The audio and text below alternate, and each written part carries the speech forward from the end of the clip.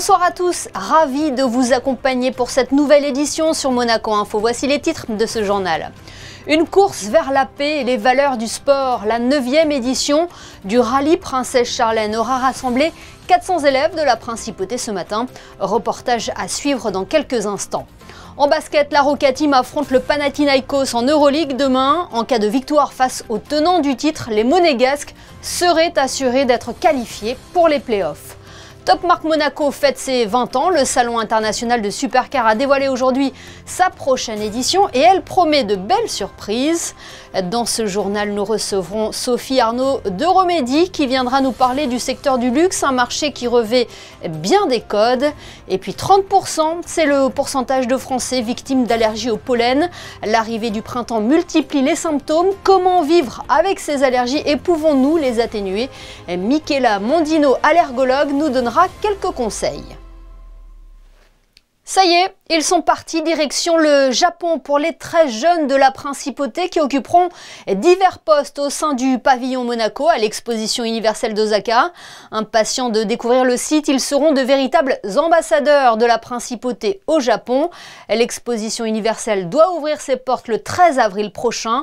Une équipe de Monaco Info sera bien évidemment présente pour suivre cet événement au plus près des organisateurs et du pavillon Monaco.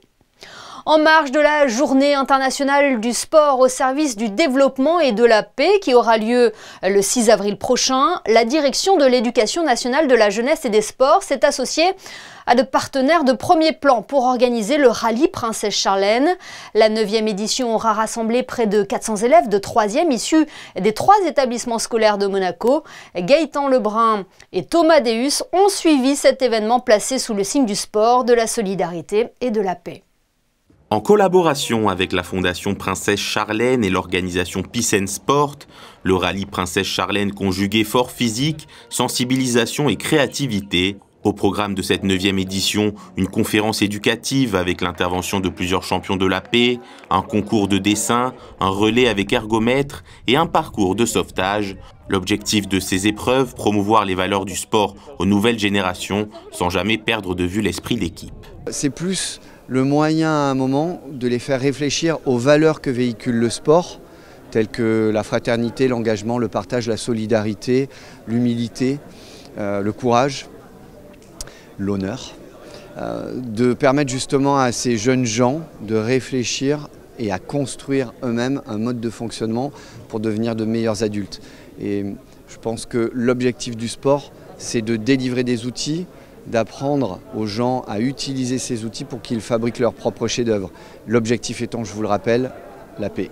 C'est important parce qu'on arrive à véhiculer avec eux l'action d'organisations qui sont en Principauté, que ce soit la Fondation Princesse Charlène ou l'organisation Peace and Sport, de les sensibiliser au mouvement de la paix par le sport, à la campagne White Card, mais aussi de partager avec eux des exemples concrets de paix par le sport, que ce soit, on a eu plein d'exemples, que ce soit la trêve qui a eu lieu pendant la Première Guerre mondiale, que ce soit la victoire des Springboks en la Coupe du Monde de rugby en Afrique du Sud, ou plein d'autres victoires ou d'histoires de champions qui sont inspirantes pour eux et qui doivent aussi servir de rôle modèle. Ce 9e rallye Princesse Charlène s'est terminé par une photo collective avec un carton blanc en soutien à la campagne mondiale menée par Peace and Sport, une initiative qui permet à la Principauté de réaffirmer son engagement en faveur d'une jeunesse porteuse des valeurs du sport et de la paix.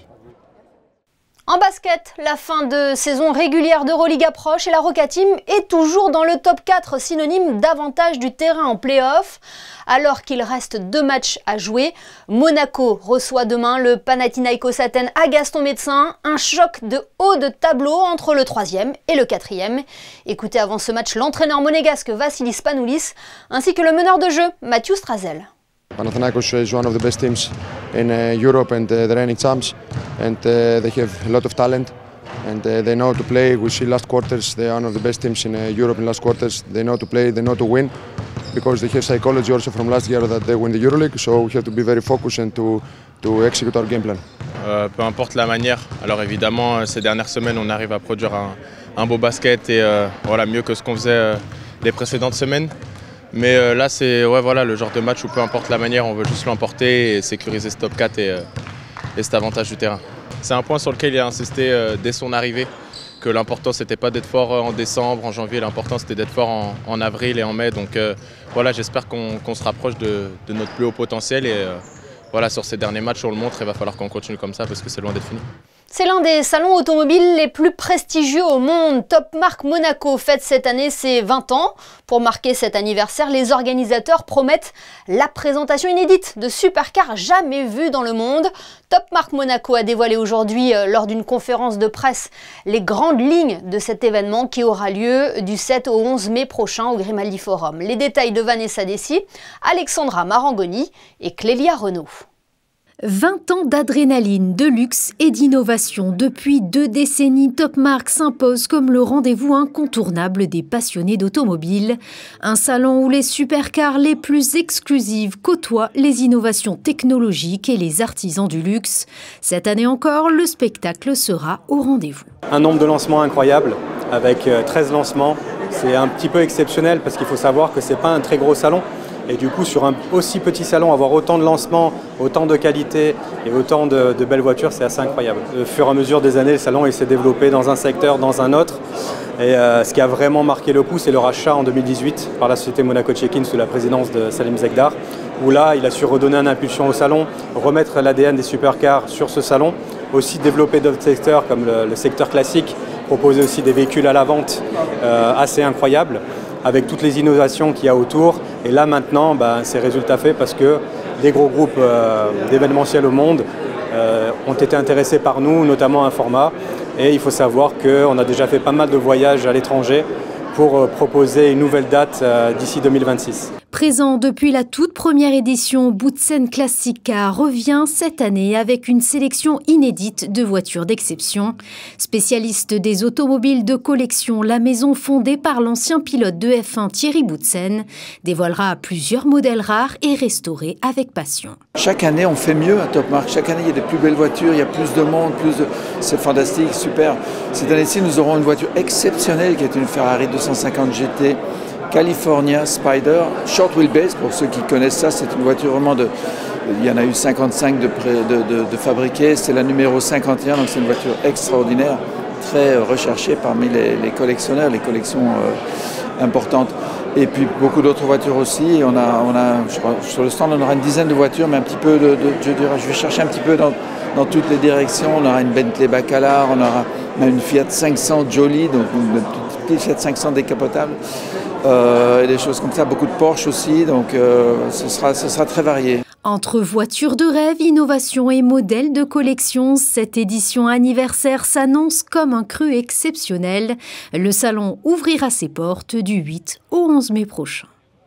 Intéressons-nous à présent au marché du luxe qui a dû faire face à quelques défis depuis la sortie de la crise sanitaire. Il représentait en 2024 1 500 milliards d'euros dans le monde.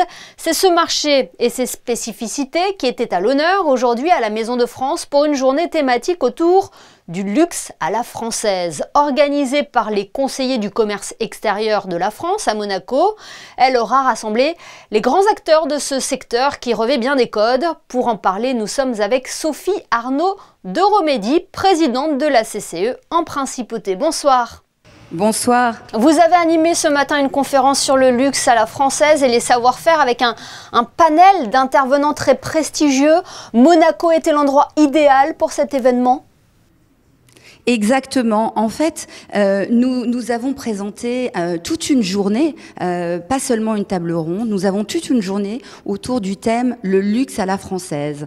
Nous avions aussi eu hier, au sein du Luxury Summit, une table ronde sur le luxe à la française devant 250 chercheurs du luxe. Mais aujourd'hui, nous sommes à la Maison de France et nous représentons pendant toute la journée une série de conférences sur le luxe à la française nous sommes très honorés d'avoir le comité Colbert avec nous. Le comité Colbert, c'est la voix du luxe français. Il représente 96 maisons du luxe, donc Dior, Chanel, Louboutin, enfin tous en fait. Donc c'est un vrai honneur de les avoir. Nous avons aussi le président de l'Institut pour les savoir-faire français. C'est très important pour nous. Je suis la présidente des conseillers du commerce extérieur de la France à Monaco, mais je suis aussi au conseil d'administration et au bureau exécutif pour le monde. C'est ce que nous faisons. Nous faisons de l'intelligence collective et de l'action collective pour faire rayonner les entreprises, les savoir-faire. Les définitions du luxe sont nombreuses. Quelle est la vôtre ? Alors, surtout, nous essayons de définir le luxe à la française, qui n'était pas évident. Et j'ai essayé de la poser à l'ensemble du panel, et on voit que les réponses sont très différentes et sont toujours... alors, ce qui est sûr, là où tout le monde tombe d'accord, c'est sur le savoir-faire. Parce que le luxe, en fait, c'est des métiers, ce sont des hommes, ce sont des artisans. Et en fait, le luxe français a besoin de 20 000 artisans. On est en recherche d'artisans. Et si on compte le luxe en général, pas que les métiers d'art, nous avons besoin de 50 000 personnes. Donc il y a vraiment, c'est un secteur historique. Quand on parle de la définition du luxe, c'est en effet une tradition, mais c'est aussi beaucoup d'innovation. Le luxe, c'est 68 milliards d'euros de chiffre d'affaires. C'est donc au-dessus de l'industrie pharmaceutique qui fait 63 milliards d'euros de chiffre d'affaires. Donc c'est une industrie colossale, très importante pour la marque France, pour les métiers d'art, et c'est quelque chose qui rejoint complètement Monaco et la France. Nous, les conseillers du commerce extérieur à Monaco, c'est ce que nous essayons de faire. Faire gagner Monaco et la France ensemble. C'est un win-win, vous voyez. On l'a entendu dans votre réponse, le luxe ne vend pas seulement des objets, mais aussi toute une histoire. Oui, le luxe, ce sont aussi des expériences. Et on voit qu'aujourd'hui, ce sont les expériences qui sont le plus recherchées par les consommateurs de luxe. On voit que le yachting monte énormément, les jets privés montent énormément. Nous avons Air France ici aujourd'hui avec nous, et la vice-présidente Global Image, elle vient de lancer la nouvelle cabine, la première, parce que ils ont Benjamin Smith qui est arrivé à la tête d'Air France et qui a décidé d'en faire une marque de luxe. Air France est rentré au comité Colbert depuis un moment déjà, c'est la première, mais en fait ils veulent aller encore plus loin, et ce qu'ils ont arrivé à faire, peut même rivaliser avec une expérience de jet privé, et finalement c'est ça qui est intéressant. Nous vendons, comme vous le dites, pas seulement des objets, pas seulement des objets d'art, mais aussi des expériences uniques, et alors ça, à Monaco, on sait créer des expériences uniques. Est-ce que c'est un secteur qui est tourné vers les grands enjeux du XXIe siècle, comme la durabilité ?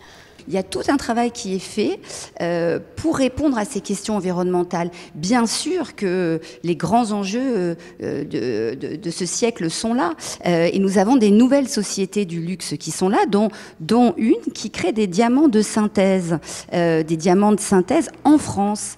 Et ça aussi, c'est pour ne plus aller les chercher dans les ressources naturelles. Et vous voyez, il y a plein de choses. L'innovation est au cœur du luxe. Le luxe est forcément en constante évolution parce qu'il doit toujours être en avance sur les autres. Sinon, il n'est plus le luxe. Eh bien, merci beaucoup Sophie Arnaud de Romédy d'avoir été notre invitée ce soir pour évoquer donc ce secteur du luxe à l'occasion de la journée que vous avez organisée aujourd'hui à la Maison de France. Merci beaucoup. Merci beaucoup à vous. Rendons-nous à présent du côté du collège Charles III où des élèves ont choisi le monde des médias et les métiers de l'information pour leur projet d'études. Ils font partie de la classe média portée par 2 professeurs qui leur permettent d'approfondir leurs connaissances avec parfois, vous allez le voir, des intervenants. Le reportage de Christine Dapetit et Julien Laugier. Au collège Charles III, les élèves de 4e ont eu l'opportunité de découvrir le monde des médias et de rencontrer une journaliste, et pas n'importe laquelle. C'est Émilie Rousseau de Monaco Info qui s'est prêtée à l'exercice en venant leur parler des coulisses de son métier. Une intervention qui s'inscrit dans le cadre de l'enseignement pratique interdisciplinaire, un programme permettant aux élèves de découvrir différentes professions tout en développant leurs compétences. EPI, c'est l'acronyme de enseignement pratique interdisciplinaire. Ce sont des matières, des moments où on va lier donc interdisciplinaires, 2 matières qui vont être liées, 2 professeurs de matières différentes qui vont trouver un projet commun, et on va essayer de construire une tâche finale, quelque chose de plus pratique que théorique, donc quelque chose à construire, quelque chose à faire, un projet sur la fin de l'enseignement. Il va falloir présenter quelque chose. Nous avons pensé à présenter un projet de classe média. Dans un premier temps, sensibiliser les élèves aux médias, à l'information, les fausses informations. Ce sont des générations, des adolescents qui sont beaucoup sur des réseaux sociaux et qui ont besoin d'apprendre à gérer la communication et les informations qu'ils découvrent. Et dans un deuxième temps, les métiers des médias, puisque c'est un mot assez large et ils ne connaissent pas forcément tout ce qui leur est proposé. Presse écrite, radio également. On leur a demandé de réfléchir à ce qu'étaient les médias pour eux. On est parti de leur représentation et pour justement approfondir leurs connaissances parce que ça nous semble indispensable de maîtriser les médias, de ne pas croire tout ce que l'on voit, d'avoir un esprit critique. En tant qu'enseignants, on est là pour les accompagner justement vers cela. Au cœur des échanges, le rôle fondamental de l'information, la nécessité de vérifier ses sources et les défis du journalisme.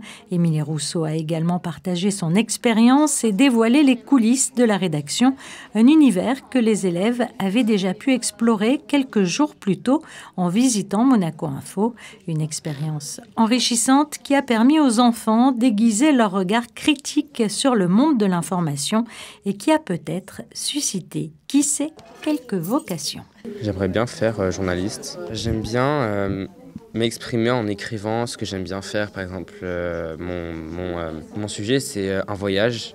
J'aime bien décrire. Là, je suis en train de faire Los Angeles et je suis en train de décrire, par exemple, ce qu'on peut faire là-bas, les activités, les prix d'avion, pour intéresser les gens et peut-être les ramener à des nouvelles expériences. J'aime bien être devant la caméra et de donner aux gens des informations sur Monaco, tout ce qui se passe.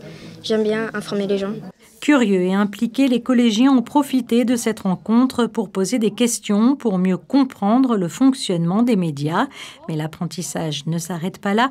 Ils passeront bientôt à la pratique en rédigeant leurs propres articles sur des sujets d'actualité pour, à terme, publier un magazine qu'ils distribueront à leurs camarades à la fin de l'année. Et un grand merci à cette classe média du Collège Charles III pour son accueil. J'en profite pour les saluer et les encourager dans leurs futurs défis. L'enregistrement d'un podcast, un exercice passionnant.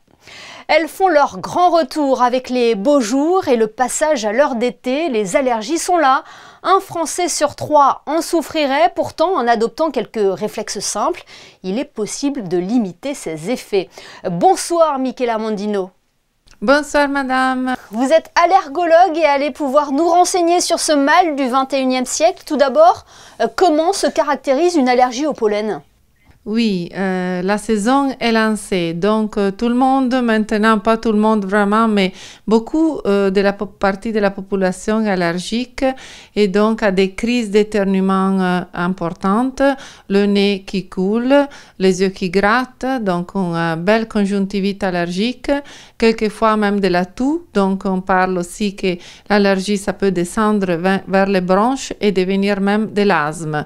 On peut estimer que le 30% des adultes souffrent d'allergie et le 20% des enfants. Et pour les enfants, le problème majeur, c'est l'asthme. C'est la cause majeure de l'absentéisme à l'école.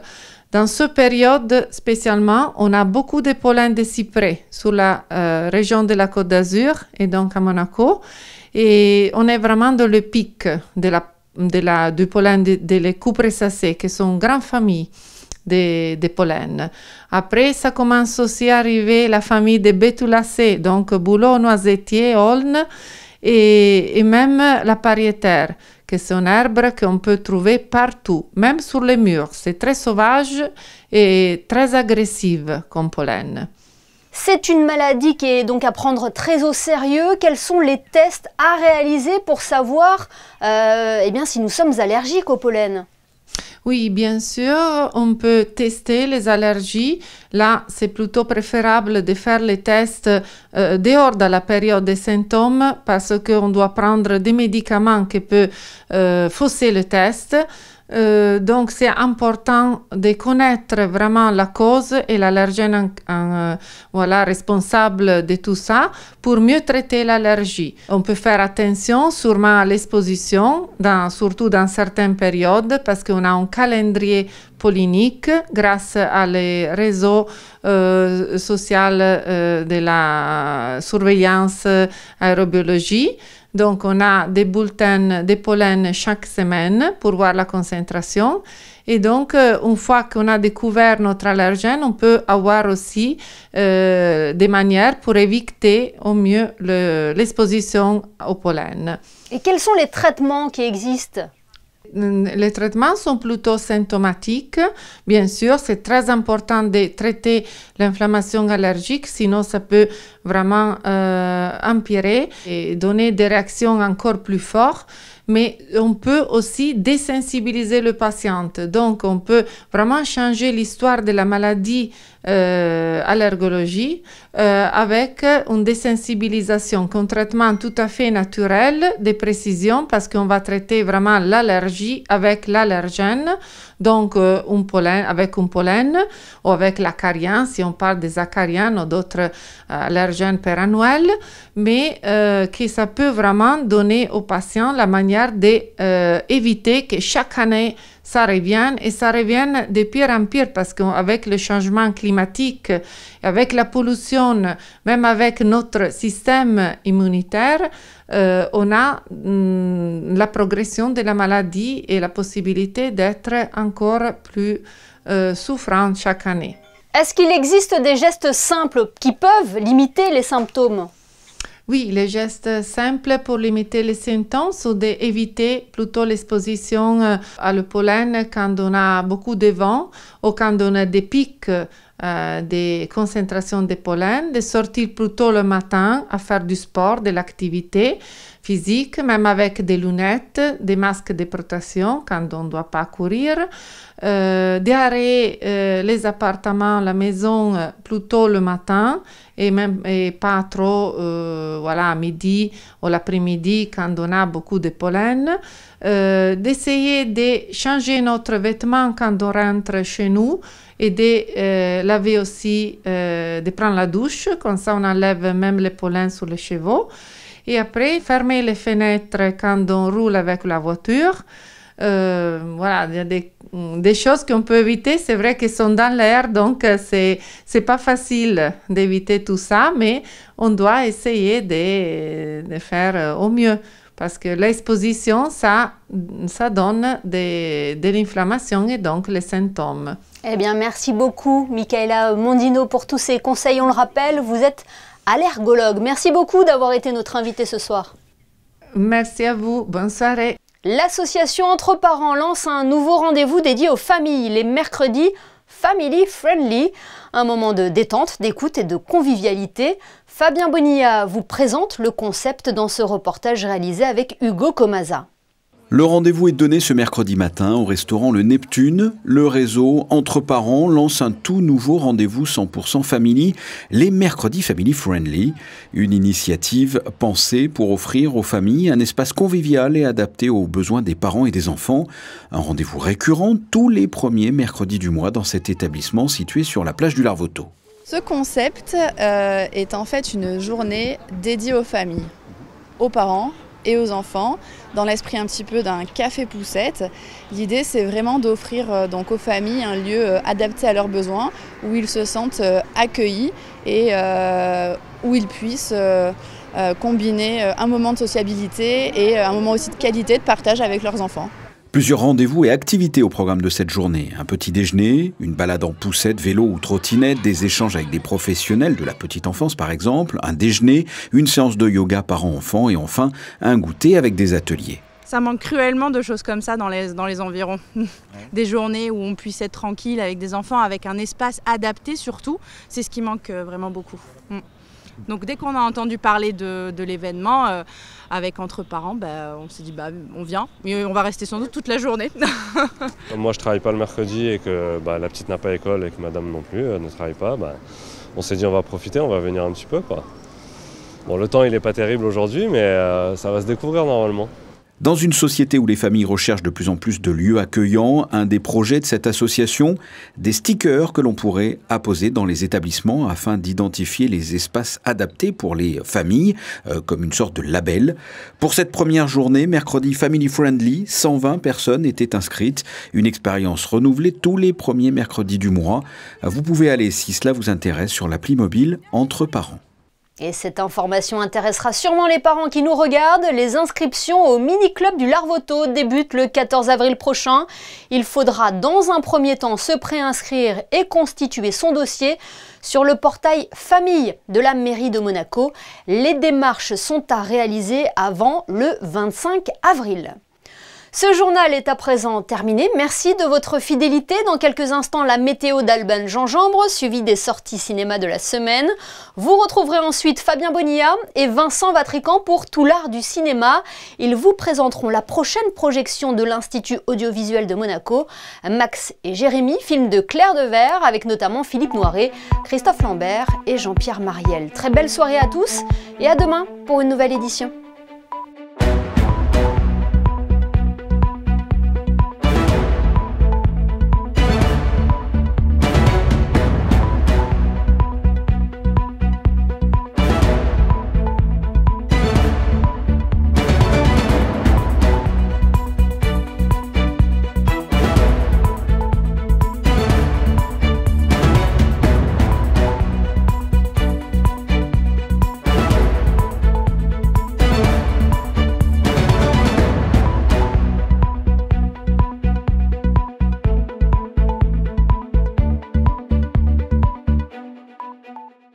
Retrouvez la météo avec Suisse Courtage, votre partenaire de confiance en assurance à Monaco. Protection sur mesure pour particuliers et professionnels.